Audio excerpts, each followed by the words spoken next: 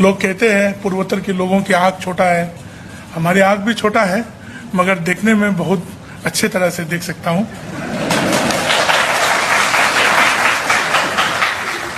छोटे आँख होने से एक फायदा है, गंदगी कम घुसते हैं और बहुत कभी कभार मंच में बैठे हुए लंबा जब कार्यक्रम चलते हैं, हमने एक तरीका से सो भी जाते हैं। तब हम 1999 में ताजमहल देखने गए थे। उस समय आम आदमी की लाइन में हमारे देशवासियों के साथ हम भी जोड़ गए। इतना लंबा लाइन में रुकने के बाद जब काउंटर पहुंचा, मुझे 2 आदमी लेके दूसरा लाइन में लेके गया। मुझे मालूम नहीं था, मगर उस समय में घुसने के लिए $20 लेते थे। तो $20 तो जिंदगी में हमको उस समय में मिला भी नहीं और देखा भी नहीं था। तो उस तरह होके मुझे बहुत कन्विंस करना पड़ा कि हम हिंदुस्तानी हैं और हम नागालैंड से हैं। 1999 में जब हम पहले बार दिल्ली आया, पुरानी दिल्ली रेलवे स्टेशन में जब उतरा तो हमारे नागालैंड प्रदेश से भी ज्यादा आबादी वहीं देखा। हम तो वहीं चौंक गया और वो लोग कहते थे कि नागालैंड कहाँ है, वहां जाने के लिए वीजा चाहिए क्या? और कोई लोग ये फैला दिया कि नागा लोग आदमी खाता है, वो खाता है। और हमको देख के तो और ज्यादा शक होने लगा। एक बार आके आप लोग वहां प्रवास करिए, एक गांव में आके 1-2 हफ्ता रहिए, वहां के लोगों के साथ एक बार रहिए, या तो कभी टूरिस्ट के रूप से भी आइए। वहां की लोग कैसा रहते हैं, कैसा जीते हैं, क्या करते हैं और वहां के सोच विचार कैसे हैं। आप देखेंगे कि पूर्वोत्तर के लोग और आदिवासी लोग जो है, आप लोगों को पूरा दिल खोल के आप लोगों को पूरा दिल में बनाया। नाजरीन, आप सभी का न्यूज़ स्टूडियो उर्दू में खैर मकदम है। ये हैं एमना ओलोंग, इनका पूरा नाम है तेमजेन एमना ओलोंग। ये नागालैंड के रियासती बीजेपी सदर हैं। साथ ही एमना ओलोंग महकमा आला तालीम और कबायली तरक्याती उमूर के रियासती वज़ीर भी हैं। नागालैंड शुमाल मशरिक़ में वाक़ एक छोटी हिंदुस्तानी रियासत है जिसकी कुल आबादी तकरीबन 2 मिलियन है। आबो हवा और अर्दियाती असरात की वजह से नागालैंड के लोग ज़ाहिरी नाको नक्शा के अतबार से कदरे मुख्तलिफ होते हैं। इस ज़ाहिरी शबाहत की वजह से नागालैंड के लोगों को हिंदुस्तान के दूसरे इलाकों में बाज़ औक़ात मसाइल का सामना करना पड़ता है। तेमजेन एमना ओलोंग ने उनके साथ दरपेश कुछ वाक़यात को बयान किया है और लोगों को कुछ पैगामात भी दिए हैं। सुने। हमारे पिता समान और माँ समान बहुत सारे बुजुर्ग यहाँ बैठे हुए हैं और हमारे दोस्त लोग, भाई और बहनों, और पूर्वोत्तर के भी कुछ हमारी बहनें और भाई देख रहे हैं। उसके लिए हम बहुत खुश होके हम वहाँ बैठे हुए थे। लोग कहते हैं पूर्वोत्तर के लोगों की आँख छोटा है, हमारी आँख भी छोटा है, मगर देखने में बहुत अच्छे तरह से देख सकता हूँ।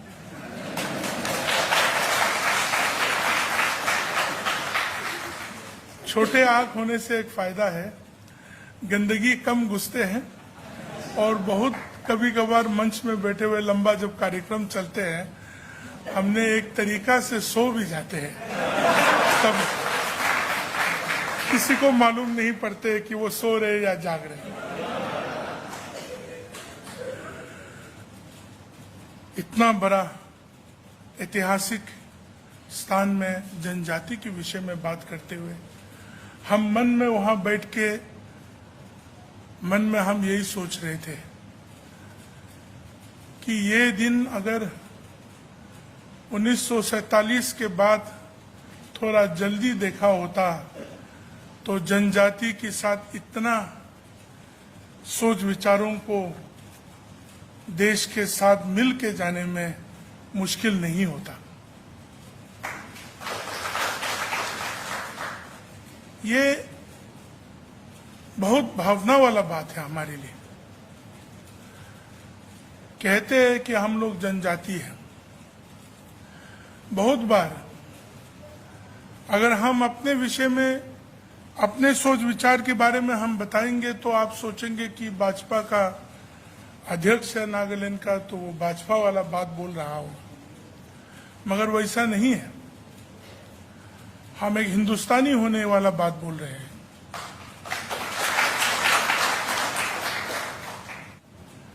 हम 1999 में ताजमहल देखने गए थे। उस समय आम आदमी की लाइन में हमारे देशवासियों के साथ हम भी जोड़ गए। इतना लंबा लाइन में रुकने के बाद जब काउंटर पहुंचा, मुझे 2 आदमी लेके दूसरा लाइन में लेके गया। मुझे मालूम नहीं था, मगर उस समय में घुसने के लिए $20 लेते थे। तो $20 तो जिंदगी में हमको उस समय में मिला भी नहीं और देखा भी नहीं था। तो उस तरह होके मुझे बहुत कन्विंस करना पड़ा कि हम हिंदुस्तानी हैं और हम नागालैंड से हैं। तो उस समय हम जब बोला वहां के लोगों को कि मैं नागालैंड से हूं, तो किसी ने ये भी पूछा कि कौन सा लैंड, स्विट्जरलैंड या फिनलैंड, कहाँ कौन सा लैंड से। तो हम उस दिन को नहीं भूलते हैं और आज के इस दिन को भी कभी नहीं भूलेंगे कि आज जनजातियों के बारे में पूर्वोत्तर के लिए हमारे देश भी एक होके हम लोगों को भी इस मंच और इस जगह को सबके सामने देने के लिए ये जो सौभाग्य हमको दिया है, वो सिर्फ हमारे लिए नहीं, हमारे पूरा पूर्वोत्तर के लोगों के लिए और जनजातियों के लिए ये गर्व की बात है।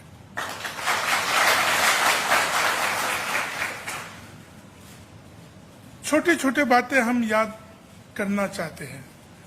हम बड़े बड़े बातों को लेके दिल्ली वासी के सामने हम रखना नहीं चाहेंगे, क्योंकि हम लोग छोटे छोटे गांवों में रहने वाले जनजाति है और हम पहाड़ की चोटी में रहने वाले, जंगलों में रहने वाले जनजातियां हैं।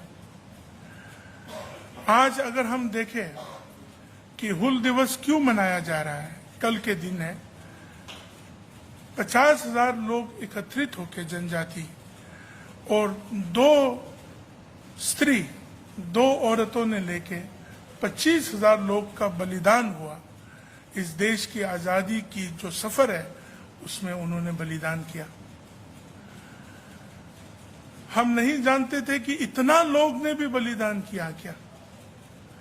उसी तरह हमारे राज्य नागालैंड में भी कुछ बातें हैं जो आज तक उभर के नहीं आया, जैसे कि सुभाष जी और उनकी सेना जो है नागालैंड में फेक डिस्ट्रिक्ट की चोजुबा इलाका तक पहुंच के आया। और दुर्भाग्य की बात यह है कि आज हम भी उसी सरकार में हैं, मगर हमारी सरकार गठबंधन है और ये इकरार नहीं करते हैं कि सुभाष जी वहां तक आके चला गया। और वहां ऐसे ऐसे बुजुर्ग लोग हैं, आज 100 साल की उम्र की कोई बुजुर्ग है, कोई 99, कोई 95 ईयर्स एंड अबव के लोग हैं, जो वो कहानी कहते हैं कि वो एक साथ सुभाष जी के साथ उस इलाका तक जापानी लोगों के साथ लड़ने के लिए वो लोग आया था। और उस तरह का माहौल रख के इस देश का आजादी हुआ। क्योंकि जब पूर्वोत्तर की बच्चे भाइयों और बहनों बाहर निकलते हैं ना, बहुत डर डर के भेजते हैं, बहुत डर डर के भेजते हैं। कुछ तकलीफ होगा तो कौन उनके साथ देंगे, कुछ प्रॉब्लम होगा तो उनको कैसे समझेंगे। फिर भी पढ़ाई लिखाई के लिए और जो अपॉर्चुनिटी इस देश दे रहा है, अब हमारा देश दे रहा है, उन अपॉर्चुनिटियों को देख के, उन चीजों को महसूस करने के लिए, उन चीजों में रहने के लिए इस देश में हमारी पूर्वोत्तर की देश के लोग भी यहां आते हैं। आप लोग संभाल के आपकी बेटी और बेटियां और भाइयों को, आपके बच्चों को जो पूर्वोत्तर से आते हैं, मेहरबानी करके आप लोग उन लोगों को संभाल के आपके घरों में, आपकी कॉलोनियों में आप साथ दीजिए। थोड़ा सा देख रेख में थोड़ा बदलाव होगा, थोड़ा सा खान पान में थोड़ा अलग होगा, मगर मन तो एक ही होगा।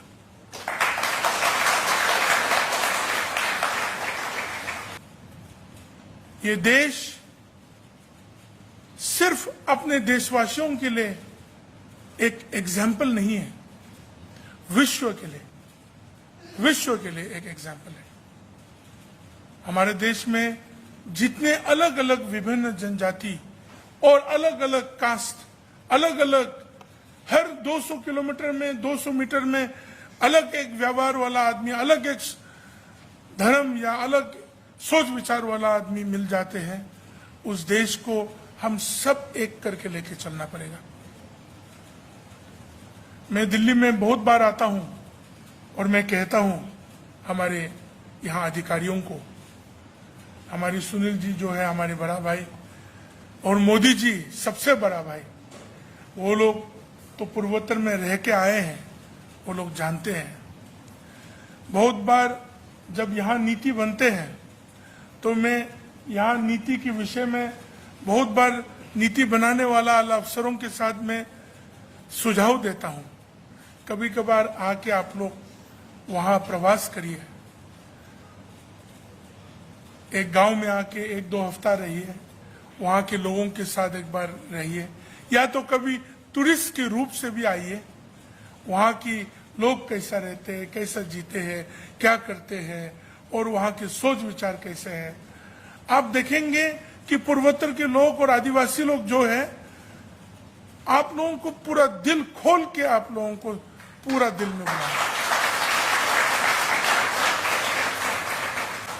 सिर्फ जानना बाकी है, थोड़ा सा परखना बाकी है, तब नीति बनाने के समय में एक तरह का नीति सबकी उपलब्धियों के लिए बन सकेगा।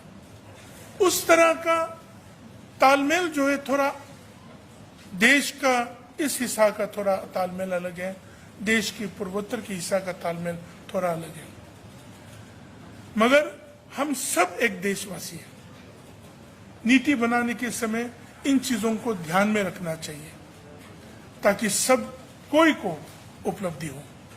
उसी तरह आप बड़े राज्य से, बड़े देश से, बड़े स्थान से, बहुत 6-7 हजार साल का आपका अनुभव है, सिविलाइजेशन का अनुभव है, और हम लोग जो पूर्वोत्तर से आते हैं वो दिल्ली तक का अनुभव भी अभी हो रहा है।